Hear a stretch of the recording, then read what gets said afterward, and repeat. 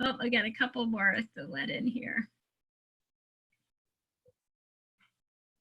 Okay. Well, welcome everybody. If this is your first time with us on a Chamber Chat, I'm Vicki Markuson. I'm the CEO of the Chamber. We usually run you through a couple of things that we're working on, but to be perfectly honest, we're a little behind on our emails, and you're going to get everything I'm going to talk about in about probably half an hour or an hour. So I'm going to spare you the recaps, but since we're talking workforce, I am going to ask Beth Franklin on our team to show you the jobs board that she actually, I believe, started talking to Teresa Pierce, our guest here today, about. So Beth, you want to explain what you've been working on and how you've been connecting businesses and the workforce? Sure. So I first want to say thanks to Teresa. Teresa has been an amazing resource for me, not only when COVID started, but for many, many months I've gone to Teresa for a lot of things, and she's been a great resource. So thanks, Teresa, for helping me, and thanks for being here today for the Chamber. So after some conversations about what's the best way to connect our area businesses with the people who need employment, we talked about a couple of different formats and venues, and we kind of landed on essentially a Facebook page, a jobs Facebook page. So what we did is go through kind of our own scrape, I guess is the way you could describe it, and create a Facebook page called La Crosse Area Jobs and Business Updates.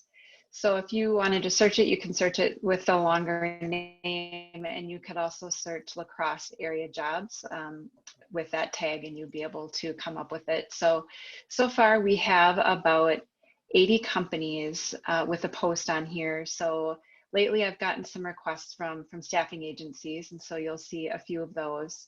I'm just going to do a quick scroll to get a sense of kind of what's on here now.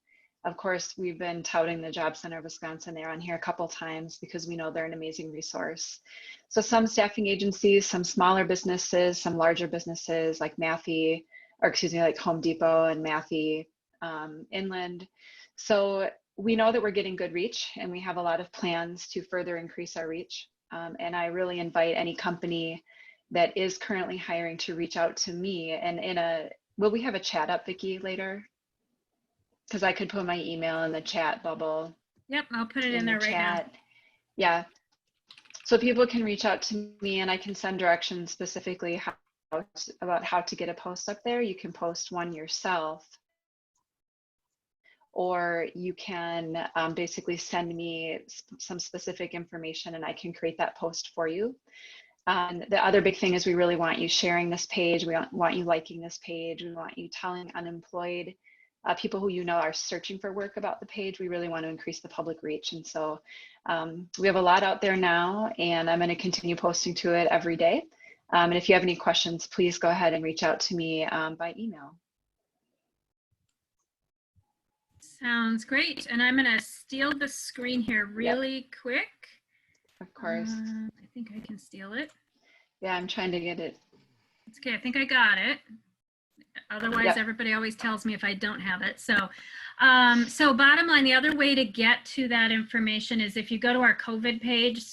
So this big COVID page, there's a social media job opportunities, post your jobs here, and there's a hashtag in there that you can include. And if I am correct, Beth, by them using that hashtag, it helps you spot and post it correctly. Is that correct, Beth? Yep, absolutely. Perfect.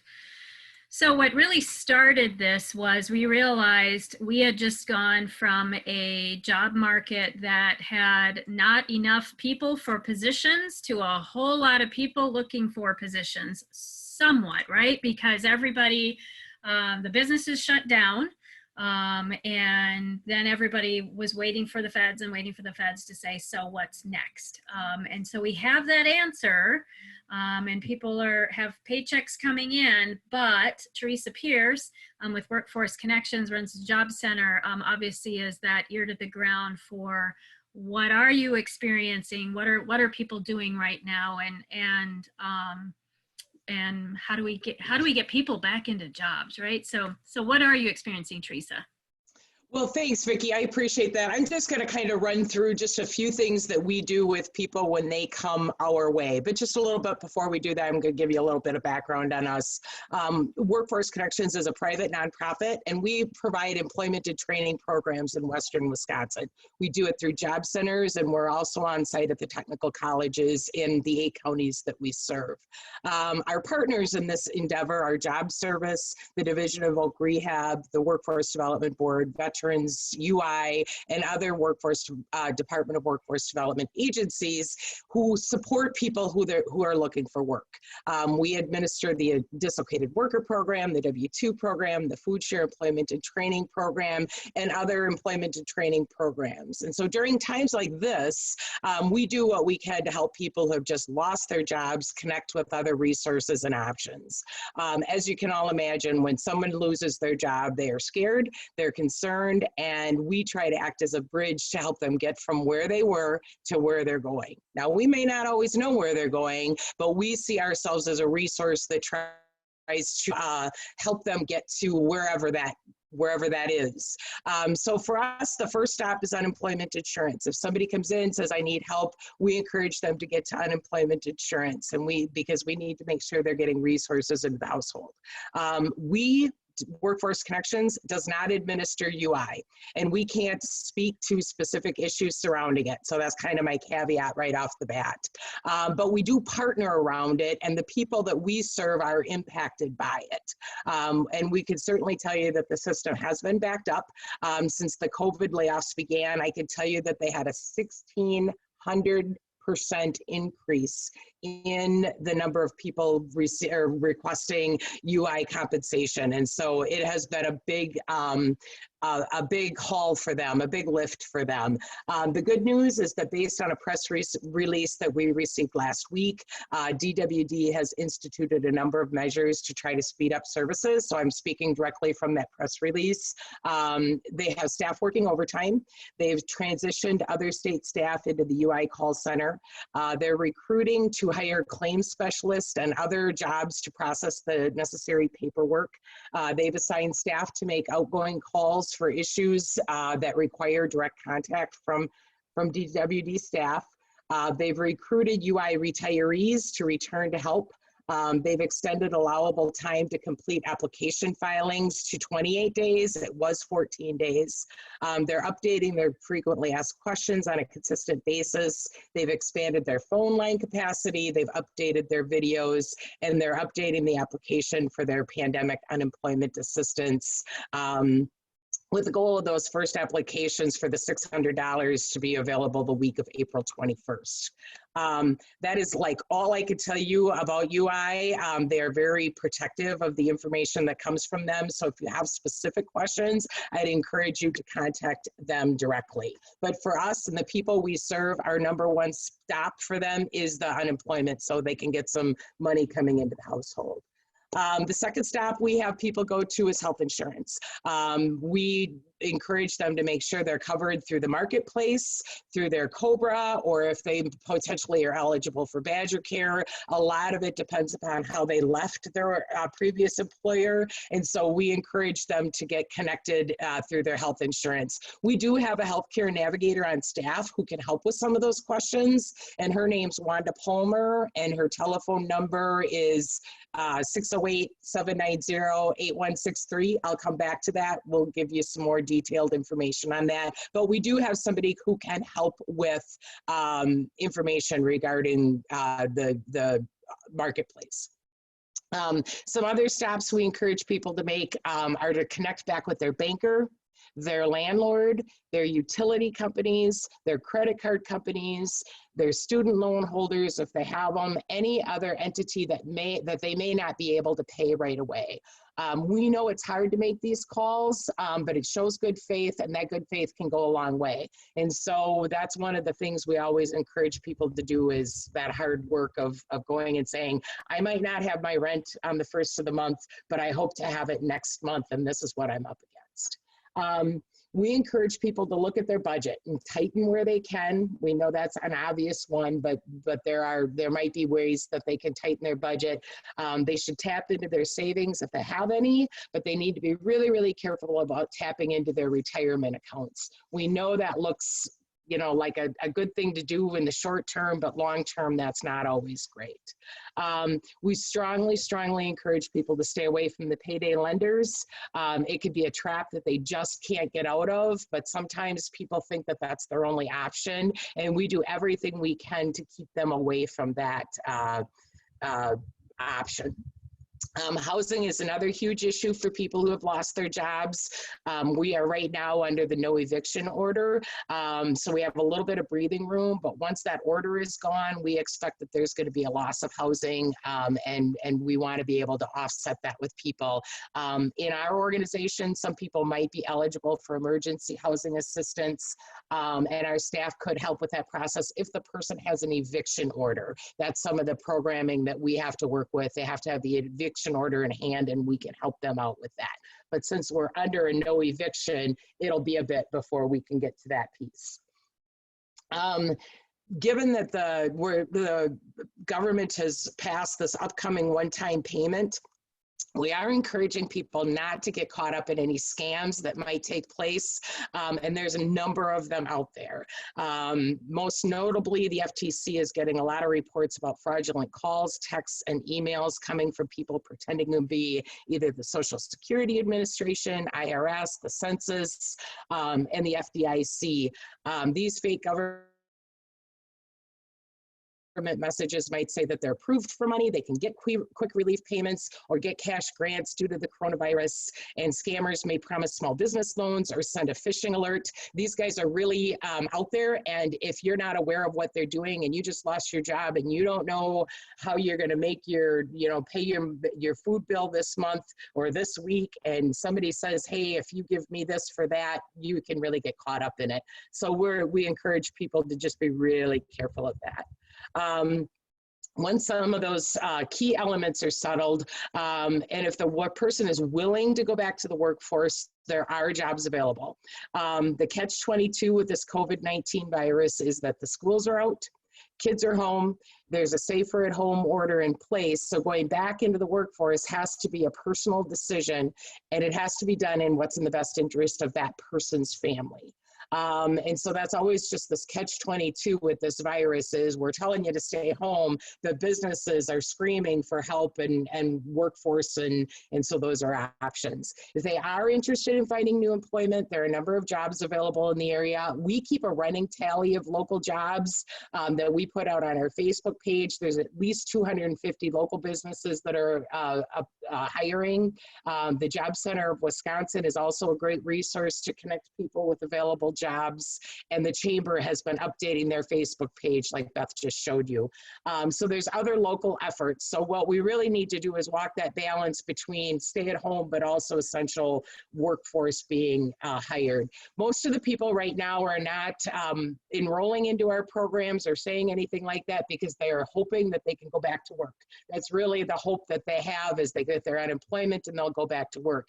If in fact they don't go back to work, or they do need to have retraining, or this is going to last longer than we've anticipated it lasting, then that's where our programming would step in, and so we would be able to help them in those times. But right now it's first things first, and getting some of those things lined up.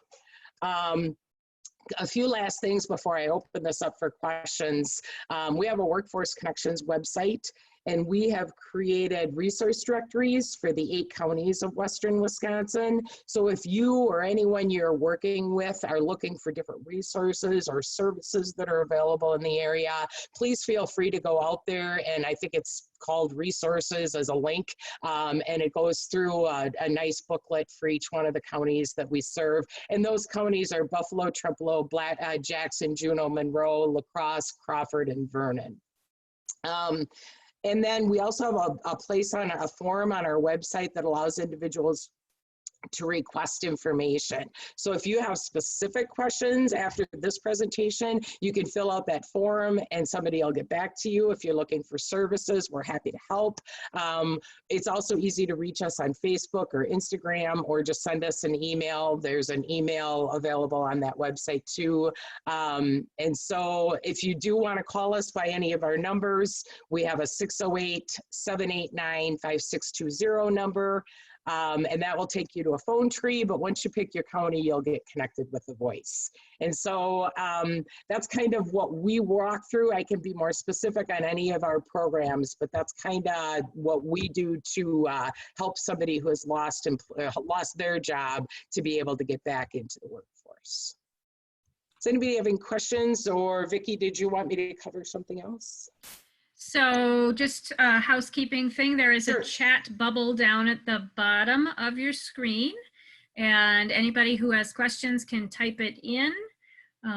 Or we can also, we've got 2 screens worth of people here, but we might be able to unmute you, or you can unmute yourself if you wanted to ask your own question. And I'll give people time to process a question. But Teresa, you are also a service for the businesses, correct? Yes. Yes. So as we have businesses ramping back up, how can they engage with you to help connect with that workforce? Right. As the workforce, right now, the job center itself is on very limited because of the 10 people with COVID. But as we get to a place where we're able to, the job center has, we do mini recruitment fairs once a month. We also have rooms that businesses can use to do on-site direct recruiting for people who are coming to the job center. The job center is a wonderful resource. It has a number of different computers that people can come in and look for jobs and find the resources that they need to connect with those businesses. In September, God willing, we will have a job fair at the Omni Center is what we have been doing. We celebrate September as Workforce Development Month, and we're able to provide an opportunity for the workforce to find businesses who are looking for work. I think that depending upon how the rollout goes of what happens this summer, you know, I've always heard whether or not we're going to flip the light switch or turn a faucet. It feels more like we're going to turn a faucet and things will come a little bit slower. And depending upon how that works and works with childcare and works with the schools and works with the businesses, it's going to have to be a little bit of a symphony happening of all of us working together. And so businesses can always connect back with the job center to help them with whatever service they need. Yeah, the analogy I started using today was a dimmer switch, right? So we had a switch that went from on to off, and now we've got to have a dimmer switch. And the hardest part and the huge unknown is, what is consumer demand going to do, right? So a restaurant can only be fully functional if people feel comfortable coming back into that restaurant, and then the people have the money to patronize that restaurant, right? So the restaurant can't fully bring up their workforce until they have the consumer demand to go with it, and you need people with jobs. So that's really the conundrum that we are in. And the conversation yesterday with Representative Steve Doyle, which Teresa, I know you were on as well, was here's what we know. We know that Governor Evers' order is good through, the Safer at Home order is good through April 24th. He has not said anything about extending that. However, we know that he can do that until May 10th through his executive order. If he wants to go beyond that, for example, to May 11th, he has to get the Assembly and the Senate to approve that. And even this is coming out of Steve Doyle as well, even though I've been saying it, of our state government is not the best at working together. So it's highly likely they will start talking about things on May 8th. And they probably won't have something decided by May 9th. May 10th is going to come around, and you know, it's a few weeks away. But what we hope is it's not the full light switch back on come May 11th, because our economy just can't handle that, nor do we have the norms in place, is how I'll put it, to handle that. So I was on the phone this morning, and find my notes, with the La Crosse County Health Department, and two of the things that they said are going to be the instant norm are going to be masks will continue and social distancing will continue. And so similar, it was a very short ramp, let's say ramp down, to say, okay, it's 50 and fewer, and now it's 10 and fewer, and that happened really quickly. We're probably going to see a similar ramp back up, right? So now it's okay to have 10 people meeting. Now it's okay to have 50 people start meeting in the same place. So be thinking about that from your business or the businesses that you work with perspective of this is highly unlikely to be this light switch back on, and business is the same as usual. We're going to have probably masks that we're working with. We're going to have new sanitary standards. And the piece that I want to get out, and sorry, we're moving off you a little bit, Teresa, I'll come That's back, okay. but the piece that is really important, just in talking to the county health department, they have some great best practices that I've asked them to gather, because it's things like, what happens if our aisles in the stores that are open start to have one-way directions, right? Because we've all had to go to the grocery store, and it's awkward when you have to pass somebody going a different direction. This is really weird by video. So you have to pass them going a different direction, and that is breaking social distancing rules. So what does it look like if everybody's moving in that same direction?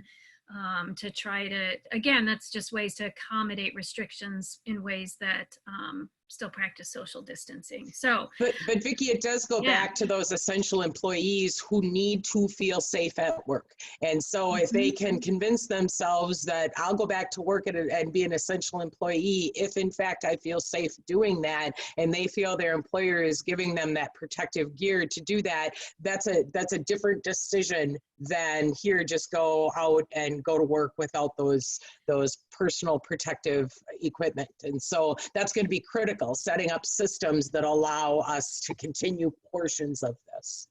Yeah, that's a great point, because that was part of it. If it's not just the restrictions you have of, I have a child at home that still needs to be homeschooled. It's, do I actually want to be immersed in COVID-19 and possibly the second wave or whatever we're going to see as a result of that?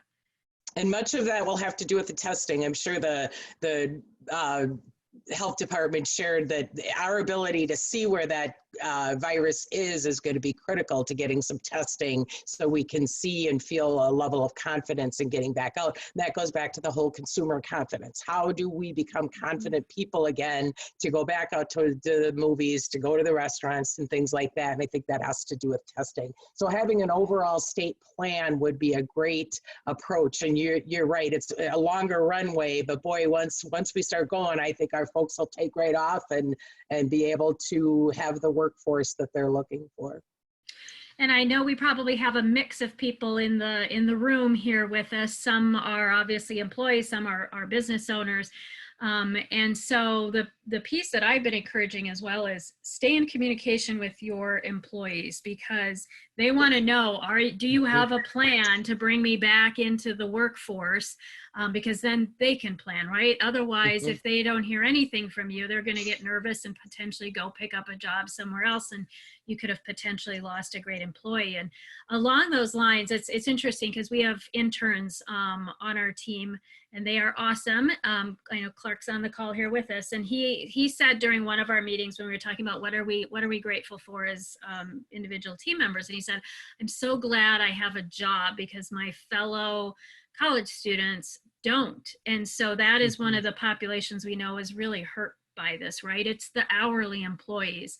And so any thoughts in terms of employers that hire college students? So first of all, some of them went home, some of them may be back here, but they're struggling. Any particular tips for college students? Well, it goes back to what are they willing to do, and what are they comfortable doing in the workforce. Like I said, there are over 250 businesses that are hiring. So it depends upon what they're willing to do and what their resources are. And if they can get one of the jobs that they don't have to go out for, most of the universities are off, and I don't know if they know whether they're coming back. At least for this year, I know it's the May 11th date, but it's going to be hard to get everybody back and then back for 2 weeks and then send them all home again. So I don't have any particular magic pills for that population. I don't, other than there are jobs available if they're interested in going to them.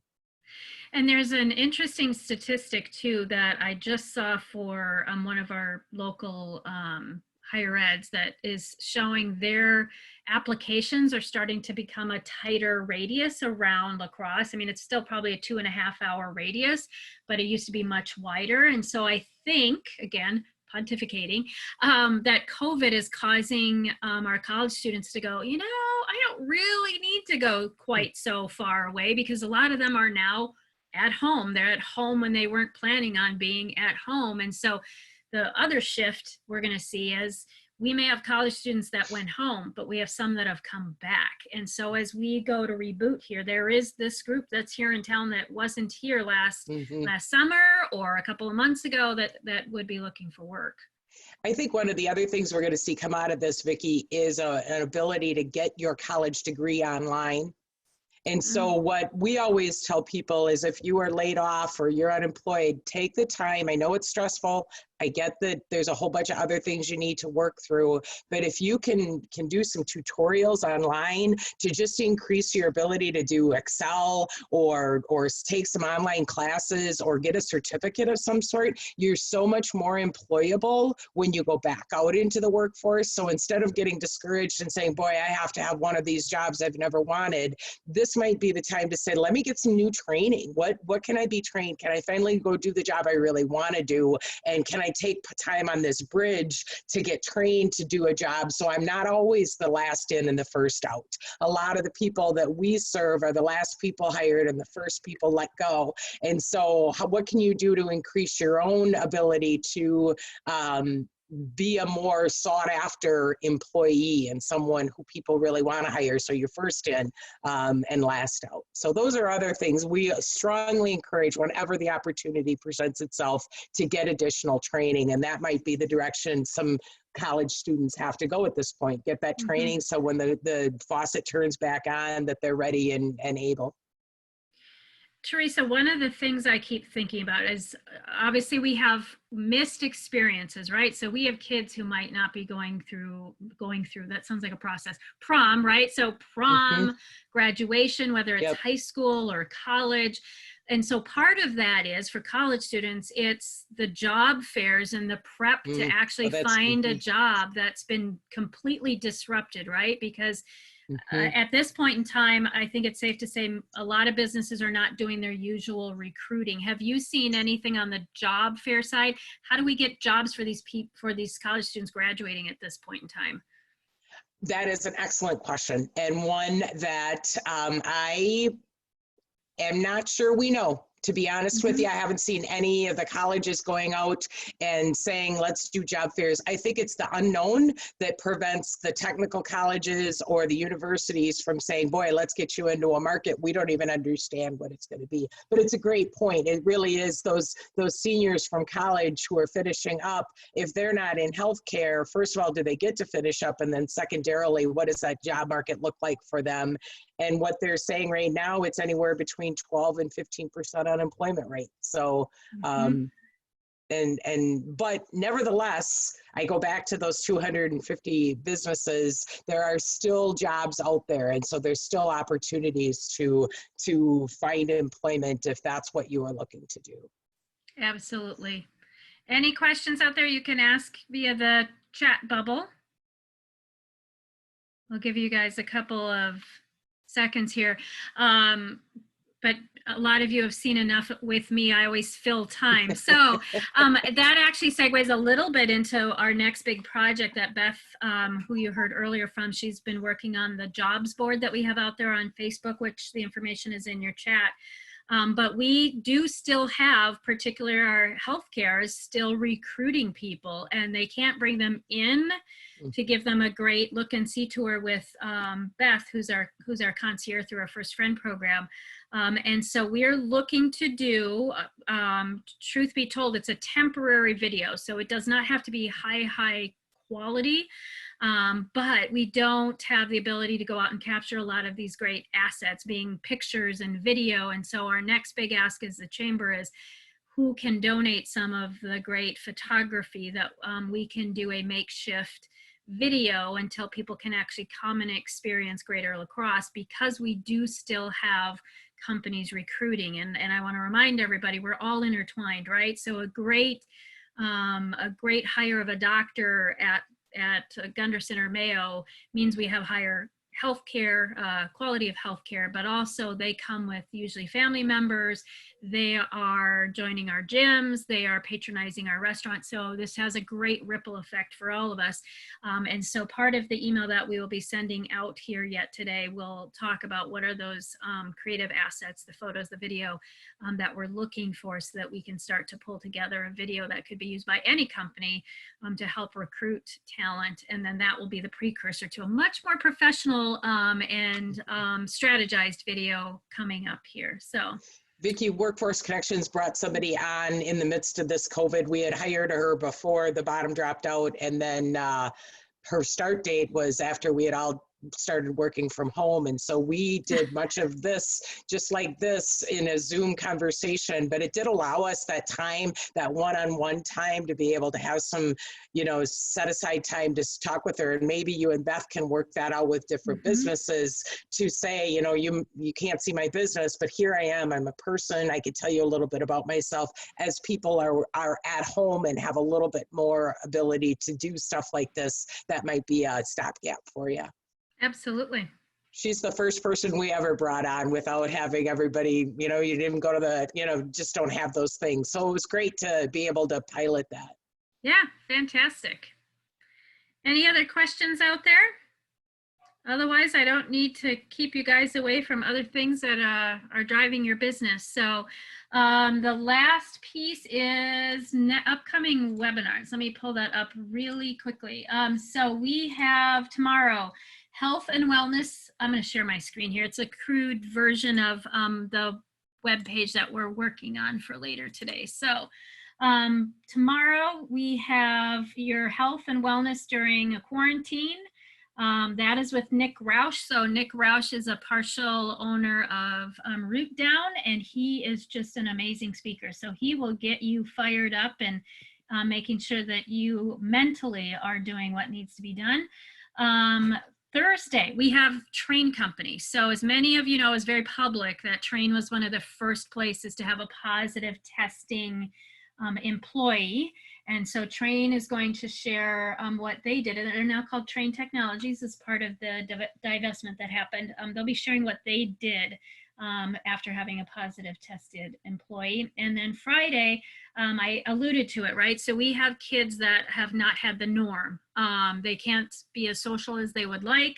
And so not just the high school level, but how do you help your kids cope with COVID-19? We have the parenting place coming on Friday. And then I know next week we have, we're trying to get an accountant on to talk about the payroll protection program. One of the things that has become clear is for businesses that are shut down and don't have revenue coming in, that PPP program, it's really important to time that well, because you don't want the clock starting too quickly when you don't have revenue in place. So the principle behind it is that the federal government would like you to not have a bunch of people sitting on unemployment, but bringing them back onto your payroll too soon, again, causes that clock to roll, and it impacts your calculation for full employment come week 9, when those funds technically run out, or month 2. So we'll get an accountant coming on to talk about that, as well as what does it look like to sit as dormant as you can. So what should you really be looking at if you don't have revenue coming in, to make sure that you're not chewing through a lot of cash, so that you have enough cash to reboot. And then many of you know TJ Brooks from UW Alley's an economist, and I I always pose these questions for him that he goes, Vicky, what are you asking me to do now? Because our economy is in turmoil, right? We have stock markets down, we have global markets down. Every single industry has been impacted by this, including what none of us would think, right? Healthcare. So we have our hospitals losing $1 million a day. So what does our economy look like? And how on earth do we start to, what are the positive signs in our economy? So we're hoping to get him next week. So as I said, I feel really well, but I don't need to. I need to get you guys back to your business. So Just one last thing. Oh yeah, please. Yeah, if you are working with somebody or if you yourself have specific questions, some of these things we work through are not easy for a group like this. Feel free to reach out. We are happy to help. We're happy to point you in the right direction. The beauty of what we do is that 7 people can come and we can point you in 7 different directions. At least we know which direction to go. And so not everybody needs the same thing, and we don't treat everybody the same way. And so if you, your employees, or anybody needs services that we could do through Workforce Connections, the Job Center, Department of Workforce Development, we can at least get you pointed in the right direction. So I just want to share that. We are easy to contact, and feel free to reach out. Perfect. I just put the website with the request services form up there in the chat, so everybody has access to it. And we will hopefully see you at another chamber chat this week or next week. All right. Take care, everybody. Thank you, Teresa. You bet. Have a good day.